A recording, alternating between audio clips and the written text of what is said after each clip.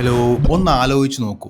ഒരു ഫ്ലൈറ്റ് ആക്സിഡൻറ്റിൽ നിന്ന് നിങ്ങൾ മാത്രം രക്ഷപ്പെടുന്നു. അത്ഭുതകരമായി. പക്ഷെ കണ്ണ് തുറന്ന് നോക്കുന്നത് ഒരു രക്ഷയുമില്ലാത്ത കൊടും തണുപ്പുള്ള ഒരു കാടിൻ്റെ നടുവിലാണ്. മുന്നോട്ട് പോകാൻ ഒരു വഴിയുമില്ല. സഹായത്തിന് കൂവിയാൽ കേൾക്കാൻ ഒരു പട്ടിക്കുഞ്ഞു പോലുമില്ല. ഇവിടെ നിങ്ങളുടെ ഏറ്റവും വലിയ ശത്രു വിശപ്പും തണുപ്പും ഒന്നുമില്ല. മറിച്ച് നിങ്ങളെ വിടാതെ പിന്തുടരുന്ന നിങ്ങളുടെ സ്വന്തം ഓർമ്മകളാണ്. നെറ്റ്ഫ്ലിക്സിൻ്റെ കീപ് ബ്രീത്തിങ് എന്ന ലിമിറ്റഡ് സീരീസിൽ ലിവ് എന്ന വക്കീൽ നടത്തുന്നതും ഇതേ പോരാട്ടമാണ്. ശരീരം കൊണ്ട് അവൾ കാടിനോട് ഫൈറ്റ് ചെയ്യുമ്പോൾ മനസ്സുകൊണ്ട് അവൾ പൊരുതിക്കൊണ്ടിരുന്ന സ്വന്തം ഭൂതകാലത്തോടായിരുന്നു. സർവൈവൽ ഈ വാക്ക് കേൾക്കുമ്പോൾ നമ്മുടെയൊക്കെ മൈൻഡിലേക്ക് ഓടി വരുന്ന ആരാണ്? പ്രതികൂല സാഹചര്യങ്ങളെ നേരിട്ട് ഫൈറ്റ് ചെയ്ത് ജയിക്കുന്ന ഹീറോസ് അല്ലേ? എന്നാൽ കീപ് ബ്രീതിങ് എന്ന സീരീസ് നമ്മോട് പറയുന്നത് കുറച്ചുകൂടെ വ്യത്യസ്തമായൊരു കഥയാണ്. ന്യൂയോർക്കിലെ തിരക്കേറിയ ജീവിതം നയിക്കുന്ന വളരെ സ്മാർട്ടായ ഒരു വക്കീലാണ് നമ്മുടെ കഥാനായിക ഒലീവിയ അഥവാ ലിവ്. കരിയറിൽ അവർ വലിയ പുലിയാണെങ്കിലും പേഴ്സണൽ ലൈഫിൽ ഒരു പൂച്ചയെ പോലെയായിരുന്നു. ആരെയും പൂർണ്ണമായും വിശ്വസിക്കാനോ സ്നേഹിക്കാനോ ലിവ് തയ്യാറായിരുന്നില്ല.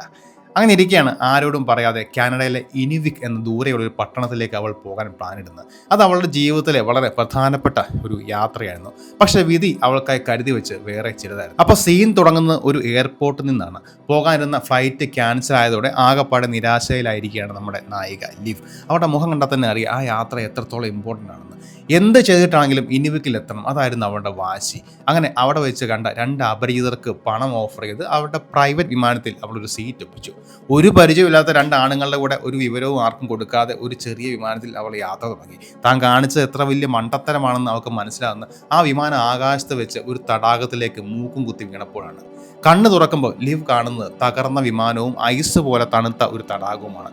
കൂടെ ഉണ്ടായിരുന്ന രണ്ടുപേരും ആക്സിഡന്റിൽ മരിച്ചു. കനേഡിയൻ കാടിന്റെ ഭീകരമായ നിശബ്ദതയിൽ അവൾ ഒറ്റയ്ക്കായി. ഫോണിൽ സിഗ്നലില്ല, വഴി ചോദിക്കാൻ ആരുമില്ല. ന്യൂയോർക്കിലെ വലിയൊരു വക്കീലായ അവൾക്ക് ഈ കാട്ടിൽ താൻ ഒന്നുമല്ലെന്ന് മനസ്സിലാക്കാൻ അധിക നേരം വേണ്ടി വന്നില്ല. ഇവിടെ നിയമപുസ്തകങ്ങളിലെ അറിവ് കൊണ്ടോ വാക്ചാതുര്യം കൊണ്ടോ ഒരു കാര്യവുമില്ല. ഇവിടുത്തെ നിയമങ്ങൾ വേറെയാണ്. തണുപ്പിൽ നിന്ന് രക്ഷപ്പെടണം, വിശപ്പടക്കാൻ എന്തെങ്കിലും കണ്ടുപിടിക്കണം. എന്നാൽ ഇതിനേക്കാളൊക്കെ വലുത് അവളുടെ സ്വന്തം മനസ്സിനോടുള്ള യുദ്ധമായിരുന്നു. ഒരു മികച്ച വക്കീലായതുകൊണ്ട് ലോജിക്കാണ് അവളുടെ മെയിൻ. ആ ശീലം അവൾ ഇവിടെയും പ്രയോഗിക്കാൻ നോക്കി. ആദ്യത്തെ പണി തകർന്ന വിമാനത്തിൽ നിന്ന് ആവശ്യമുള്ള സാധനങ്ങൾ സംഘടിപ്പിക്കുക എന്നുള്ളായിരുന്നു. ആ ഐസ് വെള്ളത്തിലേക്ക് പലതവണ മുങ്ങി ശ്വാസം കിട്ടാതെ കഷ്ടപ്പെട്ട് അവൾ കുറച്ച് സാധനങ്ങളൊക്കെ കരക്കെത്തിച്ചു. ഒരു കോമ്പസ്, കുറച്ച് സ്നാക്സ്, ഒരു ലൈറ്റർ, പിന്നെ കുറച്ച് പൈസയും. പക്ഷെ ആ കാടിന്റെ നടുവിൽ പണത്തിന് ഒരു കടലാസിന്റെ പോലും വിലയിലായിരുന്നു. വിശപ്പും ദാഹവും അവളെ ശരിക്കും തളർത്താൻ തുടങ്ങി. ലൈറ്റർ കയ്യിലുണ്ടായിരുന്നിട്ടും ഒന്ന് തീ കത്തിക്കാൻ പോലും അവൾക്കായില്ല. നഗരത്തിലെ സൗകര്യങ്ങളിൽ ജീവിച്ച അവൾക്ക് പ്രകൃതിയുടെ ഈ ഭീകര മുഖം ഒരു പുതിയ അനുഭവമായിരുന്നു. ഓരോ നിമിഷവും അവൾ കൂടുതൽ നിസ്സഹായതയായി. പക്ഷെ തോൽക്കാൻ ലിവ് തയ്യാറായിരുന്നില്ല. അവളുടെ ഉള്ളിലെ ഫൈറ്റർ ഉണർന്നു. അച്ഛൻ ചെറുപ്പത്തിൽ തമാശയ്ക്ക് പഠിപ്പിച്ച ചില സർവൈവൽ ടെക്നിക്കുകൾ അവൾ ഓർത്തെടുക്കാൻ ശ്രമിച്ചു. ഒരു മരത്തിൽ ഓരോ വരയിട്ട് അവൾ ദിവസങ്ങൾ എണ്ണി. വെള്ളം കണ്ടുപിടിക്കാൻ കാട്ടിലൂടെ അലഞ്ഞു. വിഷമുള്ള പഴങ്ങൾ കഴിച്ച് മരണത്തിന്റെ അരികു വരെ എത്തി. ഈ ശാരീരികമായ കഷ്ടപ്പാടുകൾക്കിടയിലും അവളെ ഏറ്റവും കൂടുതൽ തളർത്തിയത് ഏകാന്തതയായിരുന്നു. ആരും കാണാനോ കേൾക്കാനോ ഇല്ലാത്ത ആ കാട്ടിൽ അവൾ അനുഭവിച്ച മെന്റൽ പ്രഷർ ഭയങ്കരമായിരുന്നു. പകൽ സമയത്ത് അതിജീവനത്തിനായുള്ള ഓട്ടത്തിനിടയിൽ അവൾ എങ്ങനെയൊക്കെയോ പിടിച്ചു. എന്നാൽ രാത്രിയാണ് ശരിക്കും സീൻ. അവളുടെ ഓർമ്മകൾ അവളുടെ മനസ്സിലേക്ക് ഊളിയിട്ട് വന്നു. മറക്കാൻ ആഗ്രഹിച്ച പല കാര്യങ്ങളും പ്രേതങ്ങളെ പോലെ അവളെ വേട്ടയാണ്. പുറമേ കാണുന്ന ഈ ബോൾഡ് ലുക്കൊന്നുമല്ല ശരിക്കും ലിവ്. അവളുടെ ഉള്ളിൽ സ്നേഹം കിട്ടാൻ കൊതിക്കുന്ന ഒരു കൊച്ചു കുട്ടിയുണ്ട്.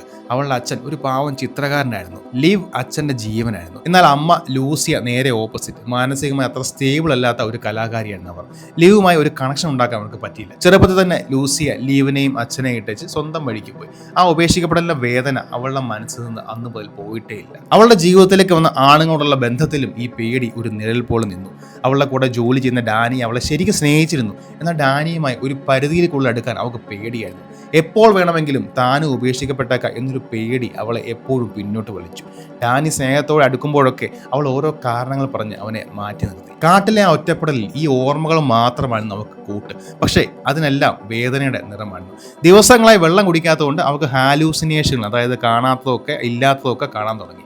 അവൾ തൻ്റെ അച്ഛനെയും ഡാനിയെയും മരിച്ചുപോയ കൂടെ ഉണ്ടായിരുന്ന ആളെയൊക്കെ കാണാൻ തുടങ്ങി. ഈ രൂപങ്ങൾ അവളോട് സംസാരിച്ചു. ചിലപ്പോൾ അവളെ പ്രോത്സാഹിപ്പിച്ചു, ചിലപ്പോൾ കുറ്റപ്പെടുത്തി. കൂടെ ഉണ്ടായിരുന്ന സാമിൻ്റെ രൂപം അവളുടെ ഉള്ളിലെ നെഗറ്റീവ് ചിന്തകളായിരുന്നു. നീ തോറ്റുപോകും, നീ രക്ഷപ്പെടാൻ കഴിയില്ല എന്ന രൂപം പറഞ്ഞുകൊണ്ടേയിരുന്നു. എന്നാൽ അച്ഛൻ്റെ രൂപം അവൾക്ക് ധൈര്യം കൊടുത്തു. എഴുന്നേറ്റ് നിൽക്ക്, മുന്നോട്ട് പോകൂ എന്നൊക്കെ ഓർമ്മിപ്പിക്കുന്നു. ഈ ഹാലൂസിനേഷനുകൾ ശരിക്കും പ്രേതങ്ങളായിരുന്നു? അല്ല, അത് അവളോട് തന്നെ നടത്തുന്ന സംസാരങ്ങളായിരുന്നു, അവളുടെ മനസാക്ഷി. അപ്പോൾ ഇവൾ എന്തിനാണ് ഇത്രയും റിസ്ക് എടുത്ത് ഇനിവിക്കിലേക്ക് പോകുന്നത്? അതിൻ്റെ ഒറ്റ കാരണമേ ഉണ്ടായിരുന്നുള്ളൂ. വർഷങ്ങൾക്ക് മുമ്പ് ഉപേക്ഷിച്ചു പോയ അവളുടെ അമ്മയെ കണ്ടെത്തുക. ലോകത്തിൻ്റെ പല ഭാഗത്തു നിന്ന് അമ്മ അവളുടെ അച്ഛന് പോസ്റ്റ് കാർഡുകൾ അയക്കുമായിരുന്നു. പക്ഷേ അച്ഛൻ അതൊന്നും ലിവിയെ കാണിക്കാതെ മാറ്റിവെച്ചു. അച്ഛൻ മരിച്ചതിന് ശേഷമാണ് ലിവി ഈ പോസ്റ്റ് കാർഡ് വായിക്കുന്നത്. അതിലെ അഡ്രസ്സ് തേടിയാണ് അവളുടെ യാത്ര. തൻ്റെ അമ്മയെപ്പോലെ താനും മാനസികമായി സ്റ്റേബിൾ അല്ലാത്ത ഒരാളാണോ എന്ന പേടി അവൾക്കുണ്ടായിരുന്നു. താനും അമ്മയെപ്പോലെ ആകുമോ എന്ന ഭയം അവളെ എപ്പോഴും വേട്ടയാടി. ഈ യാത്രയ്ക്ക് മറ്റൊരു സീക്രട്ട് കൂടി ഉണ്ടായിരുന്നു. ലിവ് ഗർഭിണിയായിരുന്നു. ഈ വിവരം അവൾ ഡാനിയോട് പോലും പറഞ്ഞിരുന്നില്ല. നല്ലൊരു അമ്മയാൻ എനിക്ക് പറ്റുമോ? സ്വന്തം അമ്മയുടെ സ്നേഹം കിട്ടാതെ വളർന്ന ഞാൻ എങ്ങനെ ഒരു കുഞ്ഞിന് ജന്മം കൊടുക്കും? ഒരു കുഞ്ഞിനെ എങ്ങനെ സ്നേഹിക്കും? ഇതായിരുന്നു അവളുടെ ഏറ്റവും വലിയ ടെൻഷൻ. അമ്മയെ കണ്ടെത്തി ഈ ചോദ്യങ്ങൾക്ക് ഉത്തരം കണ്ടെത്തണം. അതായിരുന്നു അവളുടെ ലക്ഷ്യം. കാട്ടിലെ ഭീകരാവസ്ഥയിൽ അവളുടെ ഹാലൂസിനേഷനുകളിൽ അമ്മയുടെ രൂപവും വന്നു. എന്നാൽ ആ രൂപം അവർക്ക് ഒരാശ്വാസവും കൊടുത്തില്ല. പകരം ആത്മഹത്യ ചെയ്യാനാണ് പറഞ്ഞത്. എല്ലാം അവസാനിപ്പിക്കുക, നിനക്ക് സമാധാനം കിട്ടും എന്ന രൂപം മന്ത്രിച്ചു. ഇത് ലിവിയെ ശരിക്കും തകർത്തു. അത് അവളുടെ ഉള്ളിലെ ഏറ്റവും പേടിയുടെ പ്രതിഫലനമായിരുന്നു. താനും അമ്മയെപ്പോലെ ഒരു തോൽവിയാണോ എന്ന ചിന്ത അവളെ കാന്നു തിന്നാൻ തുടങ്ങി. എന്നാൽ ആ നിമിഷം തൻ്റെ ഉള്ളിലെ കുഞ്ഞാണ് അവളെ മുന്നോട്ട് നയിച്ച്. എനിക്ക് വേണ്ടി മാത്രമല്ല, എൻ്റെ കുഞ്ഞിന് വേണ്ടിയെങ്കിലും ഞാൻ രക്ഷപ്പെടണം. ആ തിരിച്ചറിവ് അവൾക്കൊരു പുതിയ എനർജി കൊടുത്തു. ദിവസങ്ങൾ പോകെ പോകെ ലിവിയുടെ ശരീരം ക്ഷീണിച്ചെങ്കിലും മനസ്സ് കൂടുതൽ സ്ട്രോങ് ആയി. അവൾ പതിയെ പ്രകൃതിയോട് പൊരുത്തപ്പെടാൻ ശ്രമിച്ചു. മീനിനെ പിടിച്ച് പച്ചയ്ക്ക് തിന്നു. കരടിയുടെ ആക്രമണത്തിൽ നിന്നും തലനാരിഴയ്ക്ക് രക്ഷപ്പെട്ടു. ഓരോ പ്രതിസന്ധിയും അവളെ കരുത്തുള്ളവളായി. ഒരു ദിവസം ഒരു ഗുഹയിൽ അഭയം തേടിയുള്ള ലിവ് അതിനുള്ള ഒരു കുഴിയിലേക്ക് വീണു. പുറത്തു കടക്കാൻ ഒരു വഴിയുമില്ലാതെ അവൾ ആ ഇരുട്ടിൽ കുടുങ്ങി. ആ നിമിഷം അവളുടെ മനസ്സിൽ വീണ്ടും അമ്മയുടെ രൂപം വന്നു. ഇവിടെ കിടന്ന് മരിച്ചോ, ഇതാണ് നിന്റെ വിധി എന്ന് പറഞ്ഞ ആ രൂപം പോയി. ഒരു നിമിഷം ലിവ് പതറിപ്പോയി. എന്നാൽ പിന്നീട് അവൾ ആ രൂപത്തോട് മനസ്സ് ഉറക്കെ പറഞ്ഞു, ഇല്ല, ഞാൻ നിങ്ങളെപ്പോലെ അല്ല, ഞാനൊരു ഫൈറ്ററാണ്, ഞാൻ അതിജീവിക്കും. അത് വെറും ഒരു ഹാലൂസിനേഷനോടുള്ള മറുപടിയായിരുന്നില്ല. അത് അവളോട് തന്നെ പറയുന്ന വാക്കുകളാണ്. തൻ്റെ അമ്മയുടെ നിഴലിൽ നിന്ന് എന്നേക്കുമായി പുറത്തു വരാനുള്ള അവളുടെ തീരുമാനം. ആ ഒരൊറ്റ തീരുമാനത്തിൽ അവൾ ഗുഹയിൽ നിന്നും പുറത്തു കിടന്നു. ആ ഗുഹയിൽ നിന്നും പുറത്തു വന്നതുപോലെ തൻ്റെ ഭൂതകാലത്തിൻ്റെ ജയിലിൽ നിന്നും അവൾ സ്വയം മോചിതയാകുകയായിരുന്നു. വർഷങ്ങളായി അവളെ വേട്ടയാടുന്ന പേടിയെ അവൾ ആ ഗുഹയിൽ ഉപേക്ഷിച്ചു. ഇപ്പോൾ അവൾക്ക് മുന്നിൽ ഒറ്റ ലക്ഷ്യം മാത്രമേ ഉള്ളൂ, അതിജീവൻ. അപ്പോൾ ലീവ് രക്ഷപ്പെടുമോ? അവളുടെ ഈ പോരാട്ടത്തിന് ഒരു അവസാനമുണ്ടാവോ? നമുക്ക് ക്ലൈമാക്സിലേക്ക് പോകാം. അതിനു മുമ്പ് ഇതുപോലെയുള്ള സിനിമകളുടെ സീരീസുകളുടെ വിശദീകരണങ്ങൾ നിങ്ങൾക്ക് ഇനിയും കാണണമെന്നുണ്ടെങ്കിൽ മറക്കാതെ നമ്മുടെ ചാനൽ സബ്സ്ക്രൈബ് ചെയ്യുക. നിങ്ങളുടെ ഓരോ ലൈക്കും സബ്സ്ക്രിപ്ഷനുമാണ് നമ്മുടെ മുന്നോട്ട് പോകാനുള്ള പെട്രോൾ. ഗുഹയിൽ നിന്നും പുറത്തിറങ്ങിയ ലീവ് തൻ്റെ യാത്ര തുടർന്നു. പക്ഷേ വിധി വീണ്ടും അവൾക്ക് പണി കൊടുത്തു. ഒരു പാറക്കെട്ടിൽ നിന്ന് കാൽ വഴുതി അവൾ താഴേക്ക് വീണു. അവളുടെ കാലിന് നല്ല പരിക്ക് പറ്റി. കയ്യിലുണ്ടായിരുന്ന വിലപ്പെട്ട സാധനങ്ങളെല്ലാം അടങ്ങിയ ബാഗും നഷ്ടപ്പെട്ടു. വേദന കൊണ്ട് ഒരടി മുന്നോട്ട് വെക്കാൻ പറ്റാത്ത അവസ്ഥ. ആ നിമിഷം അവൾ ശരിക്കും തകർന്നുപോയി.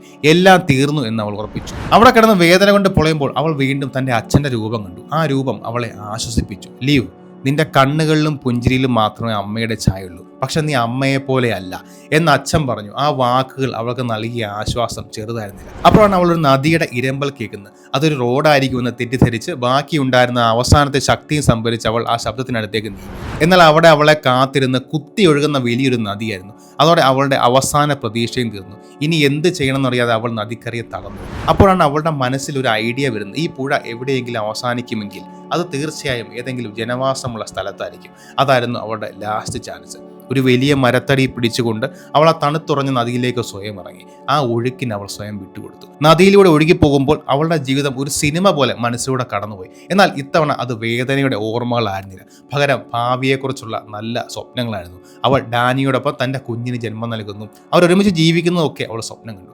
പതിയെ അവളുടെ കണ്ണുകൾ അടഞ്ഞു. അപ്പോൾ ലീവ് മരിച്ചോ? കഥ തീർന്നോ? ഇല്ല, കഥ ഇവിടെ തീരുന്നില്ല. അബോധാവസ്ഥയിൽ നദിയിലൂടെ ഒഴുകിപ്പോവുകയായിരുന്ന ലിവിയെ 2 മീൻപിടുത്തക്കാർ കണ്ടെത്തി. അവർ അവളെ കരയിലെത്തിച്ച് ജീവൻ രക്ഷിക്കാൻ ശ്രമിക്കുന്നു. ഒരുപാട് നേരത്തെ പരിശ്രമത്തിന് ശേഷം അവൾ ചുമച്ച് വെള്ളം പുറത്തേക്ക് തുപ്പുന്നു. അവളുടെ കണ്ണുകൾ തുറക്കുന്നു. അവൾ ശ്വാസം എടുക്കുന്നു. Keep breathing. ശ്വാസം അടക്കി പിടിക്കരുത്, ശ്വാസം എടുക്കുക. ആ പേര് പറഞ്ഞ പോലെ തന്നെ അവൾ ജീവിതത്തിലേക്ക് തിരിച്ചു വരികയാണ്. സീരീസിന്റെ അവസാനം ലീവ് രക്ഷപ്പെട്ടു എന്ന് തന്നെയാണ് കാണിക്കുന്നത്. നദിയിലൂടെ ഒഴുകി പോകുമ്പോൾ അവൾ കണ്ട ഒരു സ്വപ്നമായിരുന്നു, അത് ശരിക്കും സംഭവിക്കാൻ പോകുന്നതാണ് എന്നൊക്കെ പ്രേക്ഷകരായി നമുക്ക് വിട്ടു തന്നിരിക്കുന്നതാണ്.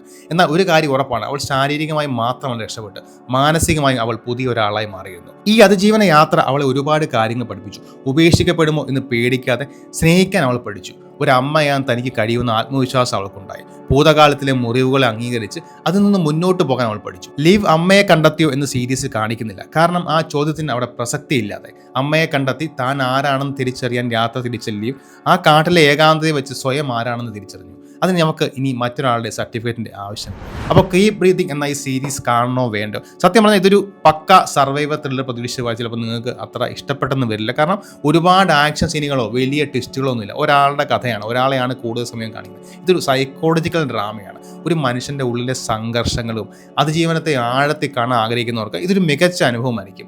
മെലീസ ബെറേറ എന്ന നടിയുടെ പെർഫോമൻസ് ഒരു രക്ഷയുമില്ല. ലീവ് എന്ന കഥാപാത്രത്തിൻ്റെ നിസ്സഹായാവസ്ഥയും അവരുടെ വേദനയും പോരാട്ടവും ഒക്കെ അവർ നല്ല കിടുവായിട്ട് നമ്മളിലേക്ക് കൊണ്ടുവന്നിട്ടുണ്ട്. ജീവിതത്തിൽ നമ്മളെല്ലാവരും ഓരോ തരത്തിലുള്ള സർവൈവൽ ഫൈറ്റുകൾ നടത്തുന്നവരാണ്. ചിലപ്പോൾ അത് ചുറ്റുമുള്ള സാഹചര്യങ്ങളോടാവാം, മറ്റു ചിലപ്പോൾ അത് ഉള്ളിലെ തന്നെ നമ്മളോട് പേടിയിലൂടാവാം.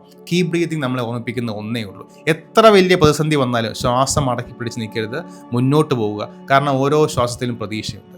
ഈ വീഡിയോയെക്കുറിച്ചുള്ള നിങ്ങളുടെ അഭിപ്രായങ്ങൾ താഴെ കമൻറ്റ് ചെയ്യുക. മറ്റൊരു സിനിമയുടെ അല്ലെങ്കിൽ സീരീസിൻ്റെ വിശേഷങ്ങളുമായി വീണ്ടും കാണാം. Thank you.